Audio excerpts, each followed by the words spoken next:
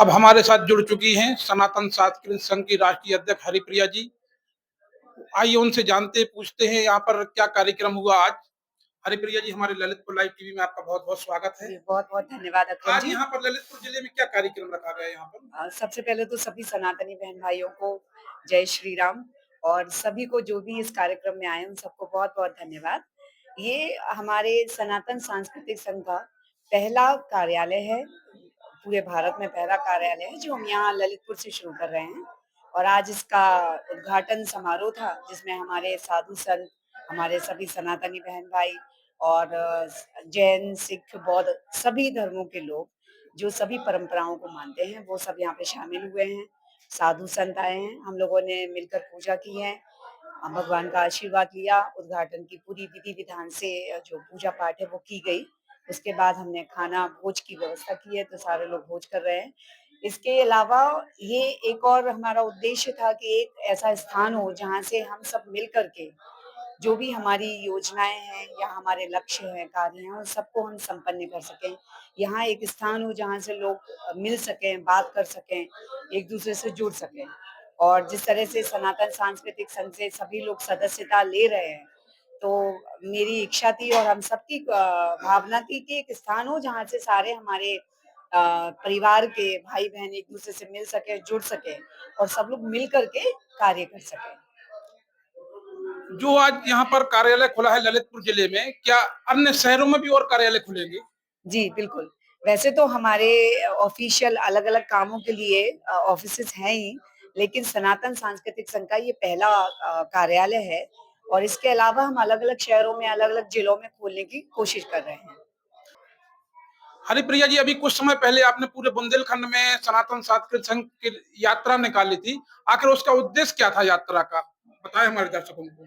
देखिए, उद्देश्य तो सनातन सांस्कृतिक संघ का एक ही है कि सभी सनातनी बहन-भाई, वो जो भी परंपरा को मानते हैं, जैसे कि जैन, बौद्ध, सिख, जो कि मोक्षलक्षी धर्म हैं और जो सनातन की ही परंपरा के 3 अलग भाग हैं, वो सारे लोग एक हैं। सबसे पहले तो ये संदेश हम देना चाहते हैं क्योंकि पहले से ही लोगों में विभिन्नता है।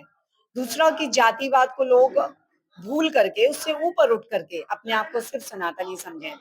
इसके अलावा जब हम ऐसे उसकी जड़ों में आते हैं और हम समाज की जड़ों तक पहुँचने की कोशिश करते हैं, तो जो भी समस्याएँ समाज में होती हैं, चाहे वो शिक्षा, स्वास्थ्य या कानूनी या जो भी समस्याएँ वो लोग फेस करते हैं, उन समस्याओं को हम दूर करने में उनकी मदद कर सकें।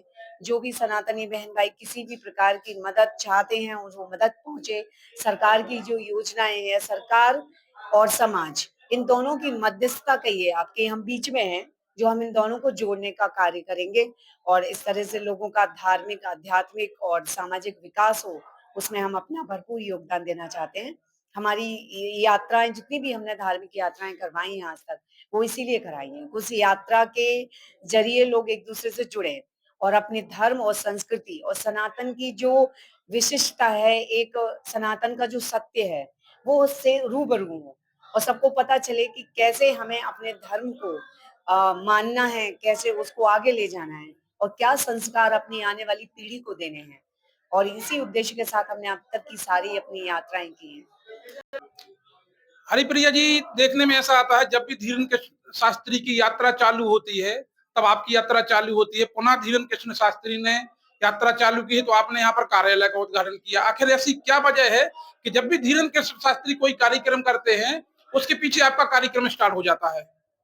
देखिए, पूजनीय धीरेन शास्त्री जी सारे सनातनियों के लिए आदरणीय हैं, सारी युवा पीढ़ी के लिए प्रेरणादायक हैं और हम भी उनका बहुत सम्मान करते हैं। लेकिन अगर देखा जाए तो जैसे वो सनातन धर्म को और संस्कृति को फ़ॉलो करते हैं और वो मानते हैं कि मुहूर्त जैसी चीज़ होती है और हम भी मानते हैं। तो जो शुभ मुहूर्त होते हैं, उन्हीं में वो अपना कार्य शुरू करते हैं और उन्हीं शुभ मुहूर्त में हम भी अपना कार्य शुरू करते हैं। लेकिन ये उनका वो एक ऐसे पद पे हैं, वो पीठाधीश्वर हैं, वो महामंडलेश्वर है अपने बागेश्वर धाम के। तो उनकी तो लोग भक्त हैं, उनको लोग अनुसरण कर रहे हैं। ये जो मंच है सनातन सांस्कृतिक संघ, यहाँ कोई किसी का अनुसरण नहीं कर रहा है, ना ही कोई किसी को फॉलो कर रहा है। ये एक मंच है जहाँ से हम सभी सनातनी बहन-भाई जुड़ करके उन समस्याओं को, उन बातों को उजागर कर रहे हैं जो अभी समाज में हैं। दूसरा कि हम सब धार्मिक हैं, लेकिन धर्म को कैसे पालना है, कैसे उसको हमें मानना है, कैसे अपने संस्कारों को बचा के रखना है, कैसे अपनी संस्कृति को बचा के रखना है, उस सब के लिए हम सब कार्य कर रहे हैं। और सबसे बड़ी जो एक समस्या है हमारे बीच में, जो आज भी है और सारे हमारे साधु संत पूजनीय दीन शास्त्री जी सब लोग कहते हैं कि जातिवाद को हमें मिटाना है। मिटा तो नहीं सकते हैं, लेकिन जाति से ऊपर उठ करके हम ये कहना चाहते हैं कि आप भाव से, व्यवहार से उस चीज को ना अपनाएं। आप जाति से ऊपर उठें और अपने आप को सनातनी समझें। और जो एक एकता का भाव है हर सनातनी भारतीय के मन में, वो फिर से जागरूक हो और वही एकता, सौहार्द और प्रेम एक साथ आए। हरिप्रिया जी, देखने में आता है अभी पिछली बार आपने 50-60 बसें पूरे बुंदेलखंड से ले गई थी और गरीब लोगों को रामलला के दर्शन कराए थे। इसमें क्या उद्देश्य था आपका कि रामलला के दर्शन 50-60 बसें, एक मतलब बहुत ही बड़ा कार्यक्रम था। इसका क्या उद्देश्य था आपका? देखिए उद्देश्य तो आप कहिए कि हमारा उद्देश्य था प्रभु श्री राम के दर्शन करना, क्योंकि इतने वर्षों के बाद वो अपने घर लौटे हैं, उनका भव्य स्वागत हुआ है। दूसरा कि हमारे जितने भी सनातनी बहन-भाई थे यहाँ पर, पूरे बुंदेलखंड में, और जिन्होंने भी हमसे संपर्क किया, तो हमने सभी को आमंत्रित किया इस यात्रा के लिए। और करते-करते इतनी भीड़ हो गई, इतने सारे लोग हो गए और हम सब मिल कर के गए। हमने सोचा नहीं था कि इतनी बड़ी यात्रा हो जाएगी और इतनी बड़ी व्यवस्था करनी होगी। लेकिन ईश्वर का आशीर्वाद है, अपने गुरुजनों का, साधु संतों का, कि सबके सहयोग से, आप सबके सहयोग से ये संभव हो पाया।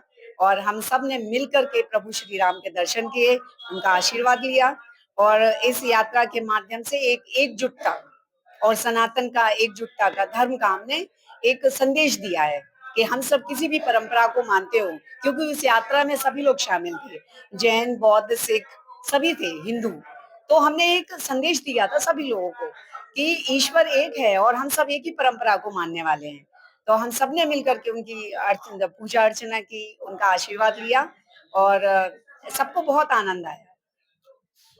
सुनने में आ रहा है कि आगे सदस्यता कार्यक्रम भी चालू होगा सांस्कृतिक सनातन संघ का, तो इसमें कितनी सच्चाई है? देखिए अब जब संघ है तो उसमें लोग जुड़ना चाहते हैं, आपसे मिलना चाहते हैं। तो उसके लिए हमें एक सिस्टमैटिक तरीके से काम करना होगा। तो हमारे साथ जो लोग जुड़े हुए हैं, उनको ध्यान में रखते हुए और जो आगे भी लोग अपना सहयोग दे रहे हैं, जुड़ना चाहते हैं, उनको ध्यान में रखते हुए, हमने सनातन सांस्कृतिक संघ की सदस्यता अभियान को चलाया है, जिसमें हम ऑनलाइन भी आप सदस्य बन सकते हैं। हमारा इंस्टाग्राम पे, सोशल मीडिया पे, हमारी वेबसाइट सभी कुछ उपलब्ध है, जहाँ से आप सदस्यता ले सकते हैं।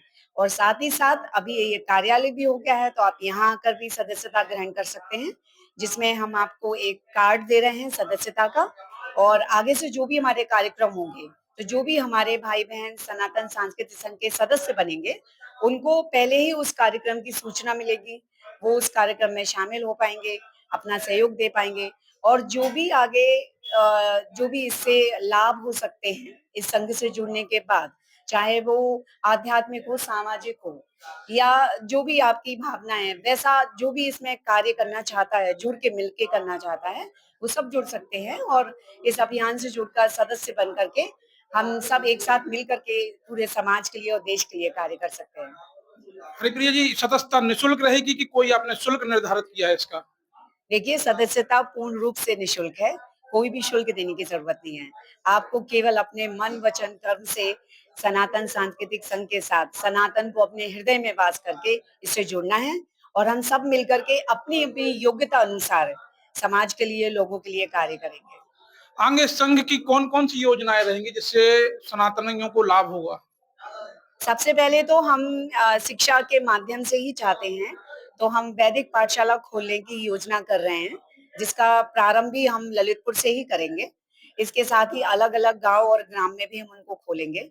इसका एक ही मकसद है कि हमारे आने वाली पीढ़ी को हमारे संस्कृति और संस्कार और सनातन धर्म की, हमारे वेद पुराणों की जानकारी हो, उनके पास अपनी एक खुद की धरोहर हो, जो एक सनातनी और भारतीय होने के लिए बहुत ज़रूरी है।